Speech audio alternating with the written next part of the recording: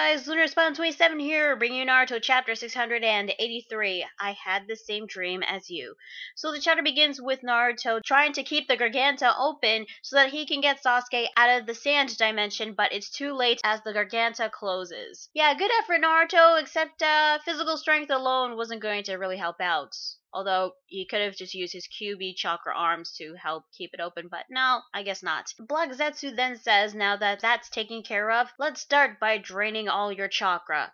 Yeah, question. How much chakra did Naruto lose 2 chapters ago when he got captured by Kaguya? Because he must have lost a considerable amount, and yet it wasn't enough to weaken Naruto. Also, since Ramyaku Joten pointed out an error in the manga chapter, I just found another one. Kishimoto forgot to color in the ghetto damas. They're not white, they're supposed to be black. And yes, I checked both Manga Stream and Manga Panda. Also, I know I'm gonna regret saying this, but Black Zetsu has been doing all the talking as of late. Can we, just this once get Kaguya to talk, because I want to know more about her in terms of not only her backstory but also in terms of her personality. Seriously, it feels like Black Zetsu is using Kaguya as a vessel to do the dirty work instead of, actual Kaguya. Well, anyway, Kaguya puts her arm through a small Garganta opening trying to grab onto Naruto, but Naruto dodges thanks to his reflexes. So Kaguya decides to enter into a bigger Garganta opening. Naruto has kept his guard up,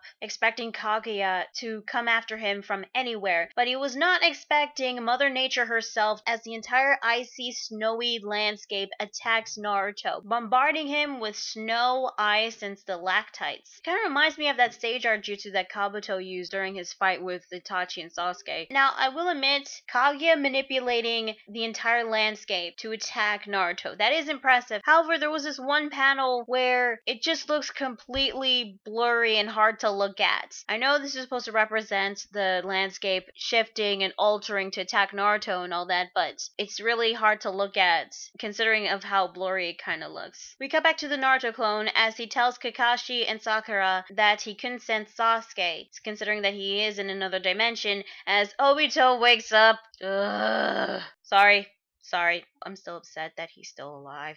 Funny thing is, Obito actually said that he should have been dead, but Naruto says, I revived you. There. Confirmation, people. Naruto can revive the dead. You know what this means? The rumor that Naruto will somehow revive every single person that died in this goddamn war might actually happen. And as much as I want to see Neji back again, which would be great, this would be an entirely huge no-no. Also a rehash of the conclusion to the Pain Invasion arc. The thing is, the Naruto clone said there was a catch to reviving Obito, and Obito is aware of it, but what it is, I have no idea. Maybe the whole revival thing is temporary, or he is aware of the Infinite Tsukiyomi activating. I really don't know. I don't know if it's going to be brought up ever again, but I guess not. Furthermore, Obito has both his Sharingan eyes. Now, it's understandable that he would have one of his eyes, but how he got his other eye? Well, 2 options. One, Naruto regenerated his eye so that he can have his original eye back, like he did with Kakashi. Or 2, Madara plucked out the Sharingan eye that he stole from Kakashi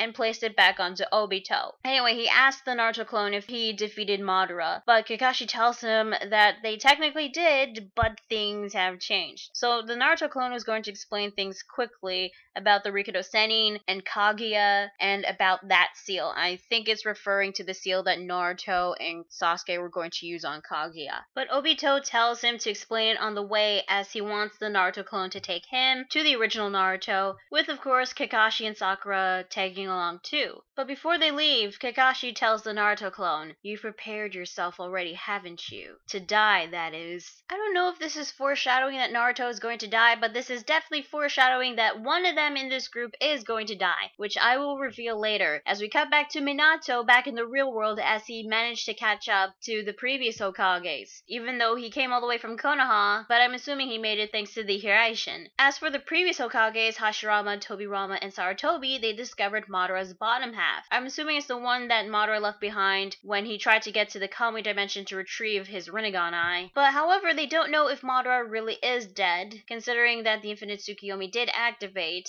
and it didn't work on the previous Hokages because they're already dead. So Minato tells them what happened while he was at Konoha, without any flashback panels, surprisingly, because this would have been interesting to see, honestly. He did say that he freed a couple of people back in Konoha who have fallen under the Genjutsu, I'm assuming with a kunai in his mouth. When he freed some of the people from the tree, they still wouldn't wake up, so they were still under the Infinite Tsukiyomi, and even if they were free from the Shinju, another branch would just reproduce from the tree and link them back up into the Shinju. So Tobirama has an idea, and that is to use the Edo Tensei on the lower half of Madara's body to determine whether or not he is dead. Okay, one, Edo Tensei requires a sacrifice, and they can't use one of the innocent people who were caught in the Shinju and the Infinite Tsukiyomi, so are they going to use one of the undead Hokages as a sacrifice? And two, are you kidding me? You want to bring back Madara? Because the last time he was brought back via Edo Tensei worked out so well for you guys. Now, while Hashirama was touching Madara's thigh, his thigh, people, not down there. Get your heads out of the gutters. This smoke starts to emit out of Madara's bottom half, and then the Rikudou Sennin appears. Okay. So the previous non-official final villain, or what's left of him, has been reduced to a magic lamp to hold the Rikudou Sennin as a genie. Yeah, okay, well I do have some theories of how this came to be, because the Rikudou Sennin doesn't really explain how he appeared somehow, because that's the last we get to see of him. Well, this only happened when Hashirama touched Madara's legs, so maybe since they were the previous predecessors to Ashura and Indra, maybe their chakras triggered Hagoromo to appear. But if that was true, then Madara wouldn't need Hashirama, considering that he had the Indra and Ashura chakra mixtures to awaken the Rinnegan. So, with that logic alone, wouldn't Hagoromo appeared during that time and stopped Madara from doing what he was doing? Also, if all it took for Hagoromo to appear was for Hashirama to come in contact with Madara, then wouldn't he have appeared like years ago, back in Hashirama and Madara's time? Another possible theory is that since that was Hagoromo's chakra, maybe it's because Madara was the previous Jubi Jinchuriki and obtained the powers of the Rikudou Sennin. But aside from that, I'm completely stumped, and I'm gonna stop talking about this, because if I do, I might go on a rant as to why the Rikudou Sennin never appeared sooner and try to stop any of this from happening. So we got back to snowy Iceland as the group head towards the original Naruto, as they spot Naruto, who has been captured right between the ice cliffs and has come to the conclusion that Kaguya is controlling nature. Well, her controlling nature does make sense, considering that the Jubi was made out of natural energy, and she did become part of the Jubi, so yeah.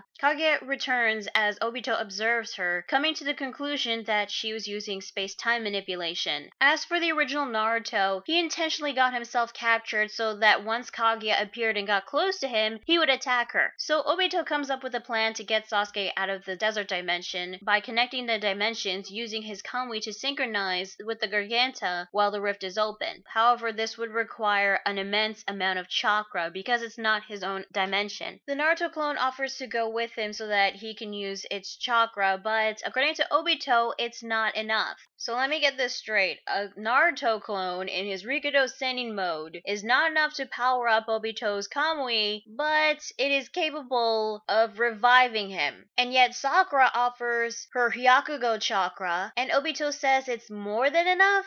Is it because the Naruto with them is not the original? Anyway, the Naruto clone and Sakura are going along with Obito. What is Kakashi going to do? I really have no idea. Maybe he's going to come along with them or help Naruto out somehow. I'm not sure. However, it seems that we're going to see even more dimensions because Obito said that he has no guarantee that the dimension that they're entering is the one that Sasuke is in. So they're going dimension hopping since Obito is determined to get Sasuke back. Naruto then thanks him, which seems nice at first, but the more I think about it, I think he should have thanked Obito once he gets the job done, not before. But Obito tells him not to give that kind of thanks to someone like him. Then Naruto says that he's not wearing a mask anymore, which triggers Obito to say that he is a friend of Kakashi's, a subordinate of Minato's, an Uchiha like Sasuke, and one that has the same dream as Naruto once. Remembering what Kakashi and Naruto told him, the chapter ends with Obito saying, "At the very least, let me walk in front of you. Allow me to die." So yeah, that is Naruto chapter 683. What I think. Honestly, I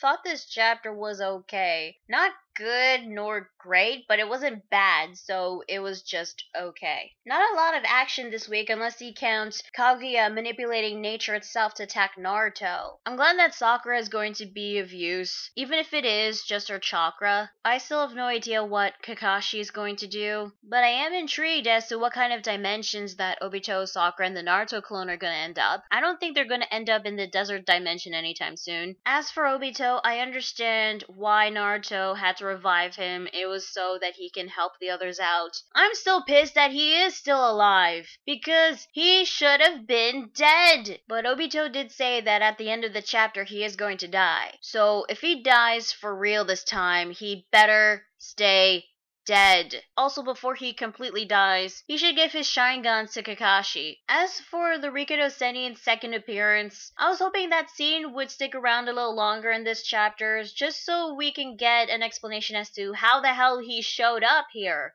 As for why the Rikudou Sennin appeared, I really have no idea. To be honest, his second appearance just completely baffles me. I don't know if we're gonna get back to that anytime soon, but I highly doubt it, because next week I'm assuming we're going back to Obito using his Kamui to find the dimension that Sasuke is in. Now, I don't know if Madara really is going to be revived by Edo Tensei, but maybe Hagoromo will use an alternative jutsu to revive him. But even if Madara does get revived, wouldn't he really come back as an old man instead of, his younger form? Plus, I don't think he would be willing to work together with the previous Hokages, especially the first and second Hokage. Maybe that's why Hagoromo showed up, so that he can convince Madara to set aside his differences and work together with the previous Hokages as a team. It might take a while though. Maybe Hagoromo can convince Madara to deactivate the Infinite Tsukiyomi. I mean, he is the original caster to it. But then again, wouldn't that be too easy?